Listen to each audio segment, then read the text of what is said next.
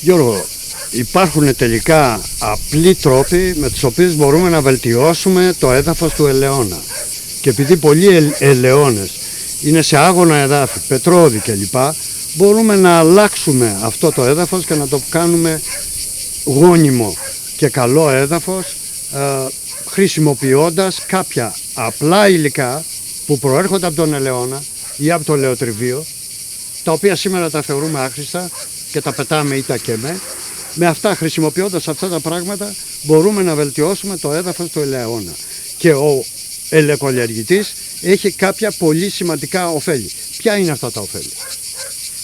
Αυτό που είναι πάρα πολύ σημαντικό είναι ότι χρησιμοποιώντας οργανικά υλικά και επιστρέφοντας το στον ελαιώνα, έχουμε δύο κέρδη. Το ένα είναι ότι προσθέτουμε θρεπτικά στοιχεία και μειώνουμε τις ανάγκες σε λιπάσματα. Άρα λιγότερα λιπάσματα, οικονομία για τον αγρότη.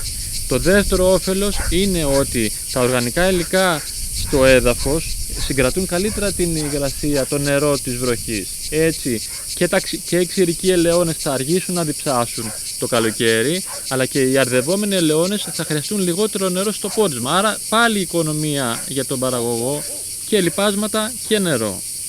Γι' αυτό το θέμα λοιπόν θα μιλήσουμε σήμερα. Και υπάρχει ήδη μια εμπειρία 4 ετών στα πλαίσια του προγράμματος Olive Κλίμα, στο οποίο συμμετέχουμε όλοι, που κάνουμε εκτός των άλλων και πιλωτικές εφαρμογές αυτού του τρόπου βελτίωσης των εδαφών. Για πες μας 2 λόγια για το Olive Κλίμα λοιπόν τώρα. Πού γίνονται αυτές οι πιλωτικές εφαρμογές? Για να περάσουμε στους αγρότες το μήνυμα πόσο σημαντικό και πόσο εύκολο και απλό είναι να βελτιώσουν τη γονιμότητα του ελαιώνα τους και τις αποδόσεις τους και να μειώσουν το κόστος παραγωγής, συνεργαζόμαστε με 3 αγροτικές οργανώσεις, στην Ένωση Πεζών στο Ηράκλειο, στην Ένωση Μεραμβέλου στο Λασίθι και στην ομάδα παραγωγών Ηλέα στη χώρα, όπου και είμαστε σήμερα, και συνεργάζοντας με πολλούς παραγωγούς, τους δείχνουμε ότι στο δικό σας χωράφι, στις δικές σας συνθήκες, μπορεί να γίνει αυτή η πρακτική που προτείνουμε. Μάλιστα. Και ποιο είναι το πρώτο υλικό που μπορεί να χρησιμοποιήσει ο ελαιοκαλλιεργητής για αυτό το σκοπό? Το πρώτο και θα έλεγα και το πιο άφθονο. Ποιο είναι αυτό? Ο παραγωγός βλέπει μπροστά του στο χωράφι του, χωρίς να χρειαστεί να μεταφέρει, χωρίς να χρειαστεί να αγοράσει, το υλικό που βγαίνει από τα κλαδέματα. Κλαδεύει τα ελαιόδεντρά του και έχει από κάτω στο έδαφος του κλαδιά, τα οποία είναι πηγή για τα καυσόξυλά του. Θα πάρει τα χοντρά ξύλα να τα κάνει καυσόξυλα και να χρησιμοποιήσει για τη θέρμανσή του ή να τα πουλήσει για να έχει ένα συμπληρωματικό έσοδο. Και από την άλλη έχει τα λεπτά κλαδιά που ως τώρα τα έκαιγε γιατί δεν είχε δεν μπορούσε να δει τι χρησιμότητα έχει. Αυτό το υλικό, τα κλαδιά που μένουν από το κλάδεμα, είναι πολύτιμο και αυτό θα δούμε τώρα πώς μπορούμε να το αξιοποιήσουμε. Τι του προτείνουμε λοιπόν? Του προτείνουμε όταν κλαδεύει 1-2 και από πίσω είναι 2 άλλοι ή ένας άλλος, οι οποίοι χωρίζουν τα κλαδέματα στα χοντρά, τα οποία τα ρίχνουν κοντά στο δέντρο για να τα μαζέψει μετά και να τα πάρει, και τα ψηλά που τα βάζει ανάμεσα στις γραμμές των δέντρων, έτσι. Έτσι ακριβώς. Οπότε έχοντας τα λεπτά κλαδιά στο διάδρομο ανάμεσα στα δέντρα, μπορεί πολύ εύκολα μετά να τα θρηματίσει, να τα ψιλοτεμαχίσει και τα σπάσει. Και να τα σπάσει και να είναι ένα έτοιμο εδαφοβελτιωτικό πάνω στο χώμα του. Γι' αυτό το σκοπό τι εργαλείο χρησιμοποιεί? Εκεί τώρα υπάρχουν 2 επιλογές.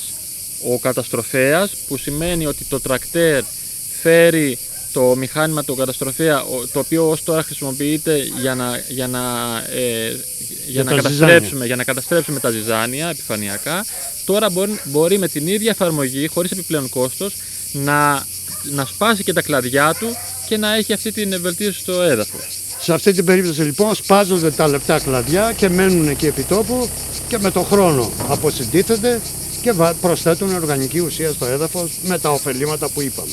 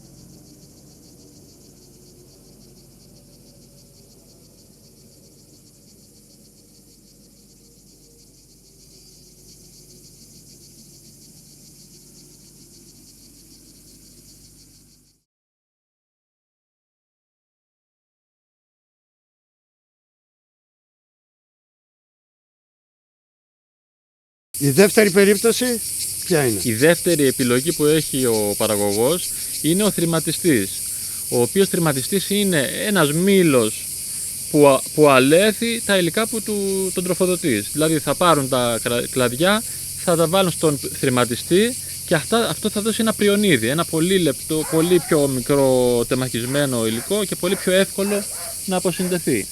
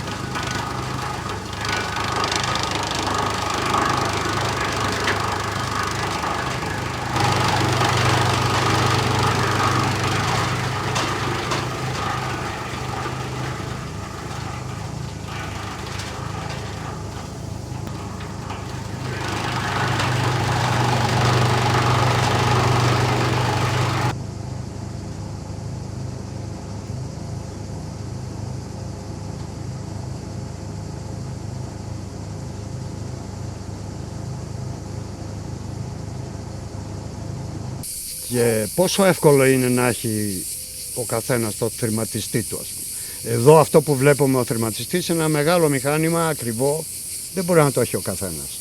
Τι προτείνουμε? Στην περίπτωση του θρηματιστή υπάρχουν διαφορετικές επιλογές και που ξεκινάνε από οικιακές ανάγκες για να αλέσει κάποιος τα κλαδιά του κήπου του μέχρι πολύ μεγάλα μηχανήματα ακριβά επαγγελματικά. Οπότε ο καθένας θα βρει κάτι που να του ταιριάζει στις ανάγκες του, αλλά αυτό που προτείνουμε στους παραγωγούς δεν είναι να πάρει ο καθένας να αγοράζει μηχανήματα για το δικό του χωράφι, αλλά τοπικά να συνεργαστούν σε κάθε χωριό, σε κάθε περιοχή ελεκομική, ένας άνθρωπος που έχει ένα τρακτέρ να αγοράσει και ένα θρηματιστή και να συνεργάζεται με τους ελαιώνες, με τους παραγωγούς και να θρηματίζει τα κλαδιά τους. Έτσι γίνεται με τις ομάδες των παραγωγών που συμμετέχουν στο πρόγραμμα, έτσι. Έτσι ακριβώς. Ένας άνθρωπος αναλαμβάνει για ένα μήνα ολόκληρο να περνάει από τους ελαιώνες και να θρηματίζει τα κλαδιά τους. Και έτσι είναι πολύ πιο οικονομικό. Ενώ το να έπαιρνε ο κάθε παραγωγός ένα μηχάνημα, αφενός θα του κοστίσει πάρα πολύ και δεν μπορεί να κάνει απόσβεση στο μηχάνημα. Από την άλλη δεν έχει και την τεχνογνωσία και την εξειδίκευση να κάνει όλη τη δουλειά σωστά. Ενώ ένα συνεργείο σε κάθε χωριό. Με τον καταστροφέα λοιπόν, ο καταστροφέας είναι κοινό μηχάνημα, το έχουν σχεδόν όλοι. Περνάει με τον καταστροφέα και σταματάει εκεί, τα αφήνει επί τόπου, τελείωσε. Με το θρηματιστή, αφού το κάνει πριονίδι, αυτό το πριονίδι μετά αξιοποιείται με κομποστοποίηση, έτσι. Μια διαδικασία την οποία θα περιγράψουμε στη συνέχεια. Σωστά? Σωστά. Αυτό που είναι σημαντικό να θυμόμαστε είναι ότι εκτός από τις διαφορετικές επιλογές που έχει με το θρηματιστή, είτε να ανακυκλώσει το πριονίδι επιτόπου ή να το πάει για κομποστοποίηση ή ακόμα και να το πουλήσει και αυτό για πέλετ, στη χρήση των μηχανημάτων πρέπει οι χειριστές να παίρνουν όλα τα απαραίτητα μέσα ατομικής προστασίας, γάντια, κράνος, έτσι, τα κατάλληλα ρούχα, γυαλιά για να μην πεταχτεί κάποιο πριονίδι στα μάτια τους, να προστατεύουν δηλαδή τον εαυτό τους, και εκτός από αυτό να δίνουν και προσοχή στα υλικά που χρησιμοποιούν από άποψη φυτοϊγείας. Μάλιστα, θέμα για το οποίο θα μιλήσουμε σε λίγο. Αργυρό, όλα αυτά τα ωραία που είπαμε με το καταστροφέα και το θρηματιστή και την κομποστοποίηση είναι ο κανόνας και μπορεί να εφαρμοστεί στις περισσότερες περιπτώσεις. Υπάρχουν όμως και κάποιες εξαιρέσεις που δεν πρέπει να γίνουν αυτό, αλλά τα κλαδιά να καούνε. Έτσι. Ποιες είναι αυτές τις περιπτώσεις? Πρέπει λοιπόν να προσέξουμε όταν στον ελαιόνα έχουμε προσβολές από ασθένειες όπως είναι η ίσκα ή το βερτισίλιο, θα πρέπει να κλαδεύουμε πρώτα τα δέντρα τα προσβεβλημένα, να αφαιρούμε τα ξερά κλαδιά και να προχωράμε άμεσα στην καύση αυτών και όχι στην καταστροφή τους με καταστροφέα ή θρηματιστή. Αν έχουμε λοιπόν... Και πρέπει πάντα να ακολουθούμε τις οδηγίες των φυτοπαθολόγων. Το φυτοπαθολόγο. Αν έχουμε λοιπόν ένα ελαιόνα με προσβολή διαπιστωμένη, που την έχει δει ειδικός και την έχει βεβαιώσει από ίσκα ή βερτισίλιο, τότε θα πρέπει να ακολουθήσουμε ειδικό χειρισμό των κλαδημάτων, σύμφωνα με τις οδηγίες των ειδικών επιστημόνων. Βεβαίως. Μήπως συμβαίνει το ίδιο και όταν έχουμε προσβολές από έντομα? Όταν υπάρχουν κάποια είδη εντόμων που συναντάμε συχνά στον ελαιόνα, όπως είναι οι σκολίτες ή τα ξυλοφάγα λεπιδόπτερα, στην περίπτωση αυτή τα κλαδιά μπορούμε με τη βοήθεια του θρηματιστή και όχι του καταστροφέα, προτιμάμε το θρηματισμό, να τα καταστρέψουμε. Δεν υπάρχει ελάχιστη πιθανότητα επιβίωσης των εντόμων. Καταστρέφονται και τα έντομα. Καταστρέφονται και τα έντομα και έτσι δεν υπάρχει πρόβλημα να μας δημιουργήσουν νέες ζημιές στην καλλιέργειά μας. Αλλά πρέπει, όπως είπαμε, να αποφεύγουμε τη χρήση του καταστροφέα όταν έχουμε εντομολογικές προσβολές. Πολύ καλά, πολύ καλά. Επίσης, αυτό που πρέπει επίσης να προσέξουμε είναι τα χοντρά κλαδιά που προορίζονται για καυσόξυλα θα πρέπει έγκαιρα να τα μαζεύουμε, να μην τα αφήνουμε να φεύγουν από τον ελαιόνα, γιατί αποτελούν αιστείες πολλαπλασιασμού των σκολιτών. Οι οποίοι μετά πάνε στα δέντρα. Οι οποίοι ξαναπάνε στα δέντρα και κάνουν ζημιές στην καλλιέργεια. Όσο περισσότερο τα αφήνουμε στον ελαιόνα, τόσο πολύ αυξάνονται οι πιθανότητες να πολλαπλασιάζονται και να επιβιώνουν τα έντομα αυτά μέσα στον ελαιόνα μας. Επομένως, όπου έχουμε θέματα υγείας των δέντρων, υπερισχύουν οι οδηγίες των ειδικών. Και πάλι. Βεβαίως. Ναι. Έχουμε λοιπόν το θρηματισμένο υλικό και πάμε τώρα να κάνουμε την κομποστοποίηση. Για να βεβαιωθούμε λοιπόν ότι είναι το κατάλληλο υλικό, τι μέγεθος πρέπει να έχουν αυτά τα θρήματα? Τα τεμαχίδια αυτά θα πρέπει να είναι να έχουν μήκος μέχρι 7,5 εκατοστά περίπου, έτσι ώστε να έχουμε καλύτερες συνθήκες αποδόμησης του Ούτε πολύ υλικού. Ψηλά πρέπει να είναι. Ούτε πάρα πολύ ψηλά, γιατί τότε έχουμε προβλήματα αερισμού και σε μεγάλης συγκράτηση υγρασίας στον κομποστοσορό. Τα μαζεύουμε λοιπόν μέσα στην πλατφόρμα και τι τα κάνουμε μετά? Στη συνεχεία βρίσκουμε μια κατάλληλη περιοχή στο χωράφι μας. Τοποθεσία θες να πεις? Μια κατάλληλη τοποθεσία στο χωράφι μας, η οποία θα όσο το δυνατόν να είναι μακριά από δέντρα για να αποφύγουμε τυχόν προβλήματα φυτοτοξικότητας. Η κλίση θα πρέπει να είναι μέχρι 1 έως 2%, όχι μεγαλύτερη, γιατί υπάρχει κίνδυνος ο κομποστοσορός να απομακρυνθεί με την βροχή. Και αν υπάρχει δυνατότητα από τον παραγωγό, καλά θα είναι να σκεπάζεται το χειμώνα με κάποιον μανδύα, γιατί έτσι εμποδίζεται η βροχή, αλλά ο αερισμός του κομποστοσορού συνεχίζει να υπάρχει και δημιουργεί. Ο ήλιος, άμα το βλέπει συνέχεια ο ήλιος, πειράζει? δεν μπορούμε να το αποφύγουμε αυτό. Καλά θα ήταν να σκιαζόταν ο κομποστοσορός κατά τη διάρκεια του καλοκαιριού, αλλά αυτό είναι δύσκολο. Λοιπόν, μαζέψαμε τα θρηματισμένα ελαιοκλαδέματα λοιπόν και κάναμε το σωρό. Στο σωρό αυτό μπορούμε να προσθέσουμε και άλλα υλικά. Τι υλικά άλλα μπορούμε να προσθέσουμε? Γενικά, υλικά τα οποία θα υπάρχουν στην περιοχή μας θεωρούνται κατάλληλα. Οτιδήποτε μπορούμε να χρησιμοποιήσουμε από οργανικά υλικά τα οποία είναι διαθέσιμα από αγροτικές δραστηριότητες θεωρούνται κατάλληλα. Παραδείγματος χάρη, μπορούμε να χρησιμοποιήσουμε οποιοδήποτε είδος κοπριάς. Μπορούμε να χρησιμοποιήσουμε άχυρο, μπορούμε να χρησιμοποιήσουμε πριονίδι, μπορούμε να χρησιμοποιήσουμε ελαιόφυλλα, ειδικά ελαιόφυλλα στην περιοχή μας. Μια περιοχή η οποία έχει πάρα πολλά ελαιοτριβία και μπορούμε αυτό το υλικό το οποίο το θεωρούν οι άλλοι άχρηστοι, εμείς να το κάνουμε πολύ χρήσιμο. Ωραία, άλλα υλικά, κάποιοι βάζουν φύκια. Τι λες για τα φύκια? Τα φύκια είναι ένα εδώ καλό είμαστε υλικό, κοντά σε αλλά θάλασσα. καλά θα ήταν πρώτα τα φύκια να πληθούν έτσι ώστε να φύγουν τα άλατα και συνεχεία να τα χρησιμοποιήσουμε. Παρ' όλα αυτά, επειδή είναι πλούσια σε άλατα τα φύκια έτσι κι αλλιώς, η ποιότητα του κομπόστ πολλές φορές δεν είναι επιθυμητή.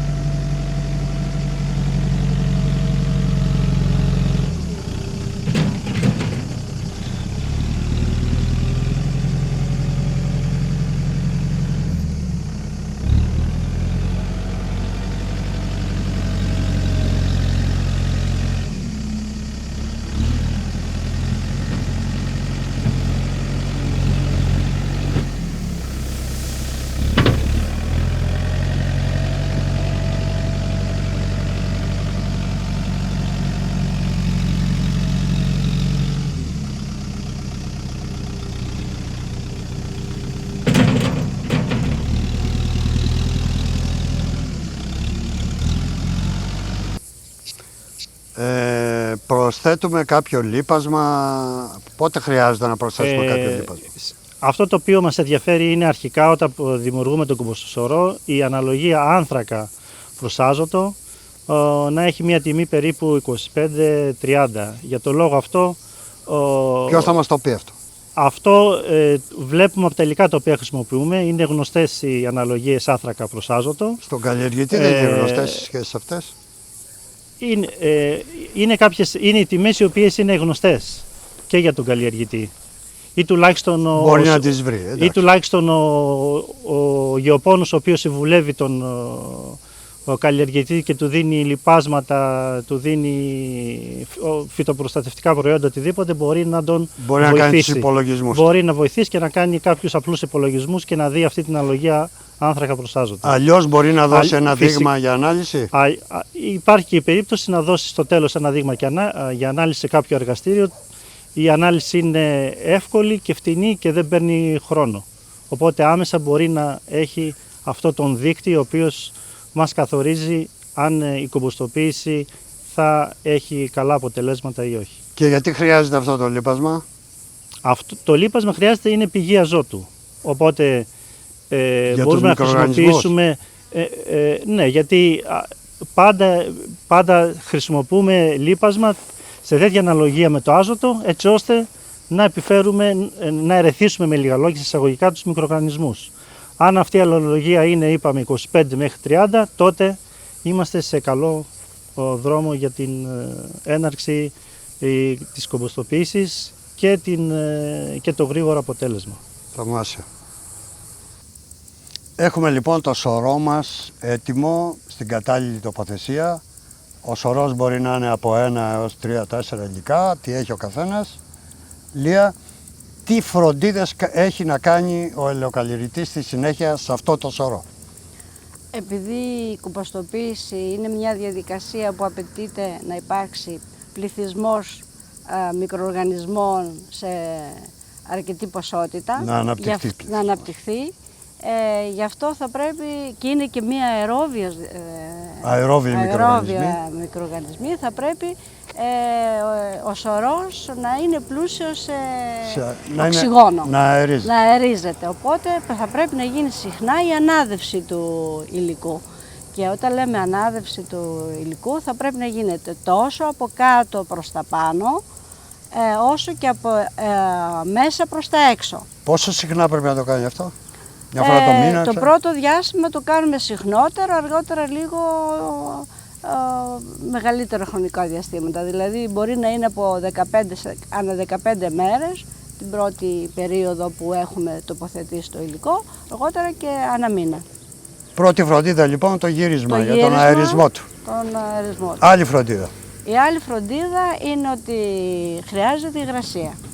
Το κομπόστ. Θα πρέπει δηλαδή να υπάρχει κατάλληλη υγρασία για να μπορούν και πάλι να επιβιώσουν οι μικροοργανισμοί. Γιατί χωρίς υγρασία δεν επιβιώνει τίποτα. Είναι υγρό, αλλά όχι υπερβολικά βρεμένο. Δεν πρέπει να είναι αυτό που λέμε ύφυγρο. Μια υγρασία της τάξης 40 με 60% λέμε είναι το ιδανικό. Αν είμαστε στο 40 είναι ακόμα καλύτερο. Κάτω από 25% υγρασία έχουμε θνησιμότητα και σταματάει η κομποστοποίηση. Πάνω από 60%, 70% δημιουργούνται σηπτικά φαινόμενα, δηλαδή οσμές, κακοσμία την καταλαβαίνουμε, μυρίζουν. Άμα αισθανθούμε κακοσμία, πάνω να πει ότι δεν πάνε καλά τα πράγματα. Παθογόνο, ναι, δεν πάνε καλά τα πράγματα. Οπότε ελέγχουμε και την υγρασία και μπορούμε εύκολα να ελέγξουμε την υγρασία. Αν πιάσουμε δηλαδή το υλικό και το σφίξουμε στο χέρι μας, εάν βλέπουμε ότι στάζει νερό, τότε σημαίνει ότι έχουμε περίσσια νερού και θέλουμε λιγότερο. Βέβαια, για να το κατεβάσουμε μπορούμε να προσθέσουμε και άλλο υλικό, είτε χώμα είτε το ίδιο υλικό, και έτσι να έχουμε καλύτερη υγρασία. Άλλη φροντίδα χρειάζεται καμία? Έλεγχος της θερμοκρασίας. Το πρώτο διάστημα οι μικροοργανισμοί για να παράξουν πρωτεΐνες χρειάζονται άνθρακα, και ο άνθρακας παράγει θερμότητα. Οπότε ανεβαίνουν οι θερμοκρασίες, φτάνουν αρκετά υψηλά, είναι επιθυμητές το πρώτο διάστημα γιατί σκοτώνονται οι παθογόνοι, αλλά στη συνέχεια θα πρέπει να είναι κάτω, σταδιακά να μειώνεται και να φτάσει περίπου στη θερμοκρασία του περιβάλλοντος. Όταν θα είναι πια έτοιμο. Ναι. Να σε ρωτήσω κάτι, και πώς ελέγχει τη θερμοκρασία ο καλλιεργητής? Εντάξει, το πρώτο διάστημα το βλέπει. Να πάρει ένα θερμόμετρο, να έχει θερμόμετρα, ειδικά θερμόμετρα τα οποία τοποθετούνται και μετρούνται, αλλά μπορεί να το δει και κανείς από την εμπειρία του. Ακριβώς. Το πιάνει και βλέπει, είναι θερμοκρασία σώματος, είναι θερμοκρασία, αναδύονται. Και να σου κάνω και μια δύσκολη ερώτηση τώρα. Πόσο καιρό θα χρειαστεί όλη αυτή η δουλειά? Εντάξει, για να φτάσει ο σωρός να είναι έτοιμος. Ωραία, Κομπόστ. εξαρτάται βέβαια πάντα από τα υλικά τα οποία έχουμε τοποθετήσει. Τα Μπορεί συγκεκριμένα να κρατήσει υλικά από τώρα λίγους εδώ. μήνες, μπορεί να είναι και Πάνω από χρόνο. πάνω από 6 μήνες με ένα χρόνο. Αυτό εξαρτάται και από την παρακολούθηση όλη και τη φροντίδα. φροντίδα, ναι, του σωρού. Βρέχοντας όσο Βρέχοντας, πρέπει και το καλοκαίρι. αερίζοντας και Θα το επιταχύνει τη καλοκαίρι, διαδικασία. βεβαίως, επιταχύνεται. Όσο αυτό ο έλεγχος γίνεται σταθερά και με διαστήματα, τότε γίνεται Και ακόμα βελτιώνονται πιο οι γρήγορα. συνθήκες και και λοιπά, βελτιώνονται οι επιταχύνει. συνθήκες και το ποιοτικό αποτέλεσμα είναι μεγάλο. Άριστα, ευχαριστούμε πάρα πολύ. Παρακαλώ. Βίκτορ, πώς θα καταλάβει ο καλλιεργητής, ο λεοκαλλιεργητής, ότι η κομπόστα είναι έτοιμη? Καταρχήν, πολλές φορές βλέπουμε εμφάνιση ζυζανίων πάνω στον σωρό, που σημαίνει ότι δεν έχουμε θέματα φυτοτοξικότητας. Πολλές φορές, επειδή η θερμοκρασία έχει ήδη σταθεροποιηθεί και είναι ίδια με τη θερμοκρασία του περιβάλλοντος, ενδέχεται να βρούμε και κάποιους γεωσκόλικες. Αυτό σημαίνει ότι το κομπόστ έχει φτάσει σε μια κατάσταση ωριμότητας. Ένα άλλο βασικό χαρακτηριστικό είναι το χρώμα του. Το χρώμα το οποίο θα πρέπει να είναι σκούρο μέχρι καφέ, ομοιόμορφο σε όλο τον κομποστοσωρό. Από όπου και να πάρουμε δείγμα θα πρέπει να έχουμε ένα ομοιόμορφο χρώμα. Άρα να συνοψίσουμε, δηλαδή πάβουν να ξεχωρίζουν τα υλικά μέσα, φαίνεται ένα Και ομοιόμορφο αυτό είναι ένα άλλο πράγμα. χαρακτηριστικό. Δεν είναι διακριτά τα υλικά τα οποία χρησιμοποιήσαμε για να γίνει η κομποστοποίηση. Είναι ένα ομογενές υλικό το οποίο έχει ένα ενιαίο χρώμα, και αυτό το οποίο ξεχάσαμε να πούμε είναι ότι δεν έχουμε οσμές, δεν έχουμε δυσάρεστες οσμές. Ή το κομπόστ δεν μυρίζει ή μυρίζει κάτι σαν χώμα. Αυτό σημαίνει ότι το κομπόστ είναι υγιές. Και φυσικά η θερμοκρασία, Σταμάτησε να ζεσταίνεται πια. ακριβώς, Έχει τη θερμοκρασία του περιβάλλοντος. από οποιοδήποτε σημείο πάρουμε δείγμα είναι χαμηλή, είναι θερμοκρασία περιβάλλοντος. Όλα αυτά τα χαρακτηριστικά μας βοηθούν να καταλάβουμε ότι το κομπόστ είναι πλέον όριμο και μπορούμε να το χρησιμοποιήσουμε. Φυσικά θα ήταν πολύ καλό να μπορούσαμε να πάρουμε ένα δείγμα σύμφωνα με το πρωτόκολλο δειγματοληψίας το οποίο έχουμε χρησιμοποιήσει στο πρόγραμμα αυτό και να κάνουμε μια τυπική ανάλυση για να δούμε τα φυσικοχημικά χαρακτηριστικά του κομπόστ. Να είμαστε βέβαιοι δηλαδή ότι το κομπόστ είναι ακόμα καταλληλότερο για την χρήση του στα αγροτεμάχια. Και το γεγονός ότι αρχίζουν να φυτρώνουν χορτάρια, Αυτό που πάνω είπαμε στην προηγουμένως επιφανειά του σημαίνει είναι ότι δεν έχουμε... ασφαλιστική δικλείδα, Αυτό ότι είναι σταμάτησε. μία δικλείδα ενδεικτική το ότι δεν θα έχουμε προβλήματα φυτοτοξικότητας αργότερα όταν το χρησιμοποιήσουμε. Σημαίνει πια η κομπόστα είναι έτοιμη και μπορούμε να την πάρουμε και να την διασκορπίσουμε Με την κατάλληλη εφαρμογή στο χωράφι. στο χωράφι μας. Χωρίς να σκεφτόμαστε ότι θα έχουμε οτιδήποτε άλλο προβλήματα. Είτε στη γονιμότητα του εδάφους, είτε στη θρέψη και στην παραγωγικότητα γενικά του εδάφους. Και όταν αυτό γίνεται αρκετές φορές, το έδαφος πια Φυσικά θα βελτιωθεί. όταν χρησιμοποιούμε κομπόστ κάθε 2 χρόνια, συνήθως αυτό συνιστούμε, αυτό σιγά σιγά βελτιώνει τη γονιμότητα του εδάφους και τα φυσικά χαρακτηριστικά του, όπως είχαμε πει προηγούμενη φορά, αλλά και τη γονιμότητα του εδάφους. Είναι το κομπόστ, με λίγα λόγια, όπως λένε κάποιοι συνάδελφοι, θεωρείται μαύρος χρυσός για το έδαφος.